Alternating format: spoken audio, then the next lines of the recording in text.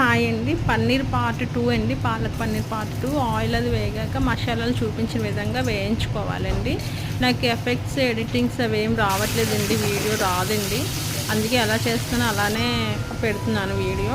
Paneer palak already mixie చేసుకున్నాం కదండి, అది బాగా వేగనివ్వాలి. వేగిన తర్వాత మనం పెరుగులోని ఉప్పు, కారం, గరం మసాలా పొడి, ధనియాల పొడి, జీలకర్ర పొడి అన్నీ వేసుకున్నామండి. ఉప్పు కూడా ఈ పాలకూర బాగా వేగాక ఈ కాడు కూడా, పెరుగు కూడా అందులో వేసుకొని బాగా ఫ్రై చేసుకోవాలండి. పన్నీర్ రెడీ చేసి పెట్టుకున్నాం కదండి, ఫ్రై చేసుకున్నవి అవి కూడా ఇందులో వేసేసి బాగా వేగనివ్వాలండి. ఆయిల్ పైకి వచ్చే వరకు ఉంచాలి. ఆ తర్వాత కొంచెం వాటర్ వేసుకోవాలండి గ్రేవీ కోసం. లాస్ట్ ఫైనల్లోనండి మిల్క్ క్రీమ్ ఉంటుందండి, ఆ క్రీమ్ వేసుకుంటే చాలా టేస్ట్ ఉంటుంది. ఉంటే వేసుకోండి, లేదంటే లేదండి, పర్వాలేదు. అది లేకపోతే చీజ్ ఉంటుందండి, చీజ్ వేసుకుంటే మంచి టేస్ట్ వస్తుందండి.